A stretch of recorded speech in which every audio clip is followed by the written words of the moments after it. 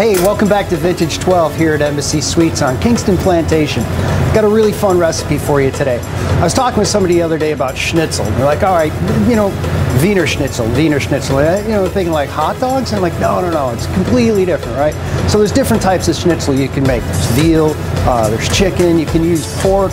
What I'm going to do for you today is chicken because it's a little bit more universally accepted. It's the same process though, so if you ever want to switch into the meats, you know, just go with kind of a light meat. You want to stay away from dark meats like beef and lamb and things like that. So what we're going to do, we're going to start out with a chicken breast, right? Get that anywhere you want. I'd recommend free range, organic. Tastes a lot more like chicken than some other chicken you might get.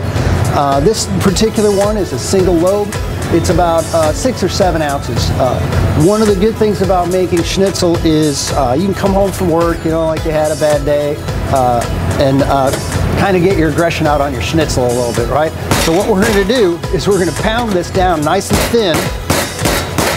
And all I did was take a couple of pieces of plastic wrap and fold them over on each other.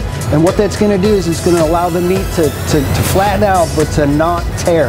Because if you just hauled off with a hammer on it, it's probably going to rip a little. One of the great things about it is it also keeps a relatively clean cutting board too by doing that.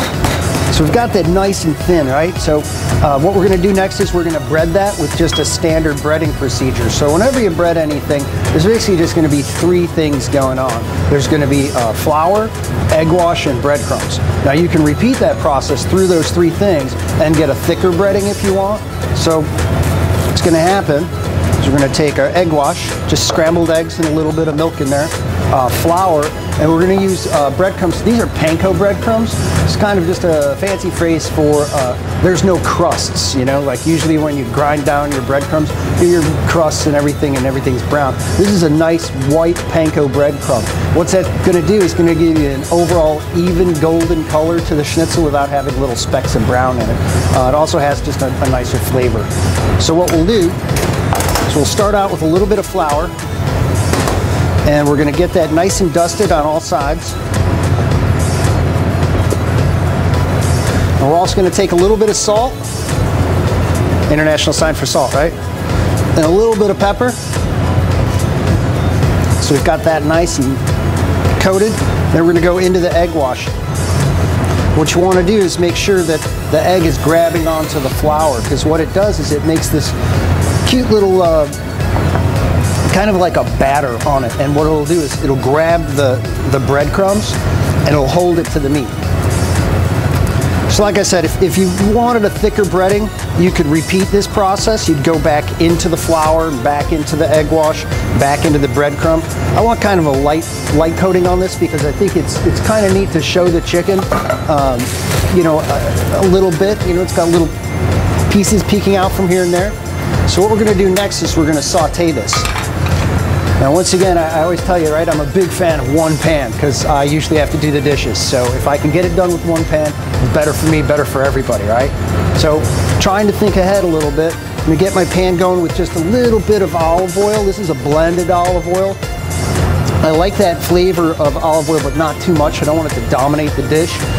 So you can go to the grocery store and you can find different blends, right? It'll usually say, you know, 30% virgin olive oil, and the rest is going to be, you know, some type of vegetable oil. It's fairly neutral, but just a hint of that savory olive flavor in it. So while that's heating up, we're going to talk a little bit about the process that we're going to do. In one pan, we're going to make the sauce and we're going to saute the chicken. So that's going to allow us to stay with one pan, but also to get some of the residual flavors that are left into the pan. Sometimes that's known as a fond or a foundation, which can be the foundation of your sauce. So all of these little breadcrumbs, as they start to saute in this oil, are going to impart flavor into the pan. So instead of just tossing that out or using a separate pan, what we're going to do is try and keep that and use it in our sauce. So the sauce for this we're going to do is it's like a caper butter sauce, and usually traditional Schnitzel is going to have capers, lemons to it. Some of the different Schnitzels, like there's a Holstein Schnitzel, which has a fried egg on top of it, which is really awesome if you ever want to try that. You break the egg yolk, and the egg yolk becomes the sauce for the Schnitzel. It's really kind of a neat trick. So as we get that going, And remember, you want to hear that sizzle, right? That sizzle means that your pan's hot enough. If you put it in there and you don't hear that sizzle, pull it out and let the oil get a little hotter.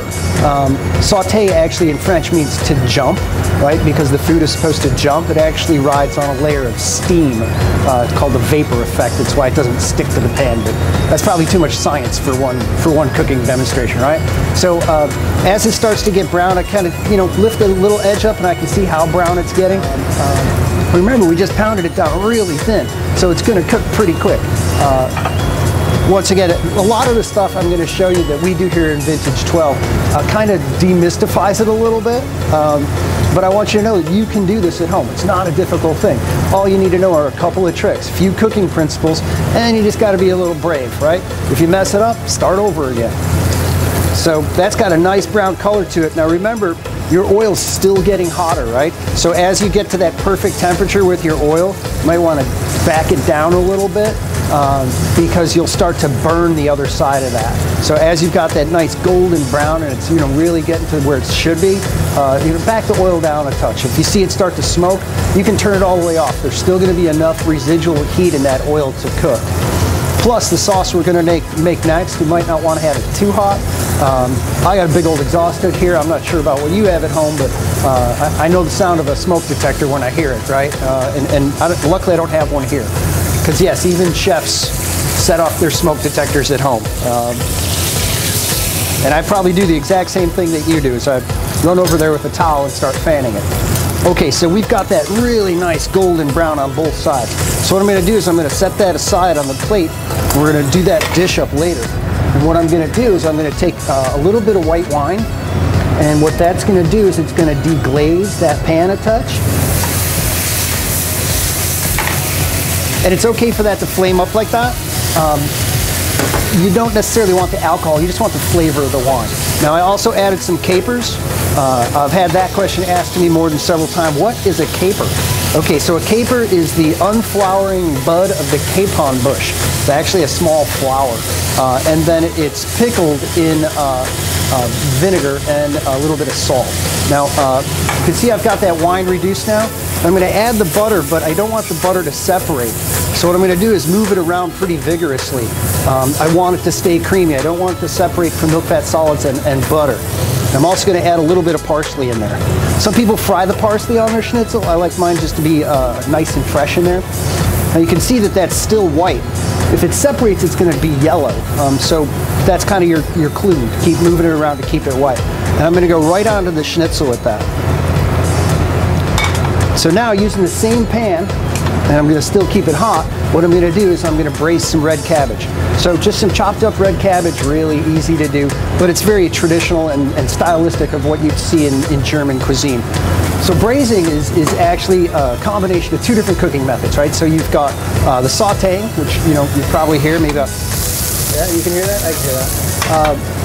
It's sautéing right now, and then it's the incorporating of a liquid. And usually that liquid has an acid to it.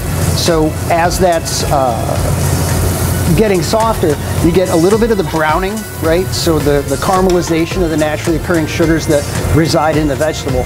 But then the white wine is going to start to break down some of the harder aspects of it, and you're going to go from being very coleslaw-ish, crunchy, that kind of thing, into being very soft. So since cabbage is overall, it's kind of a little bit of a bitter flavor to it, I like to use just a little bit of sugar to kind of soften it up a touch. I've also seen people use red wine, white wine on these. I like to stick with white wine just because you're already going to get some bleeding from the cabbage. When I say bleeding, I mean that color is going to drain out onto the plate. So depending on where and how you want that presentation to look, you might even want to pat it dry just a little bit so you don't get that runoff on your plate. Now you can cook this for as long as you want. I'm going to go just a little bit lighter here just for demonstration purposes. But you could really cook that down till it's really soft. You're not going to hurt it. Or you can serve it a little bit, crunchier, al dente. Al dente means it's a pretty Italian word for to the tooth, right? So when you bite into it, you can kind of grab into it, and there's a little bit firmer texture to it. Now as we're doing this, we're going to take a little bit of lemon, and we're just going to kind of put it over the schnitzel lightly. And what that's going to do is it's going to take that fat that's naturally occurring in there that we just incorporated with that oil, and it's going to give it balance, right? So you've got great examples of that all throughout cuisine where you balance fat with an acid.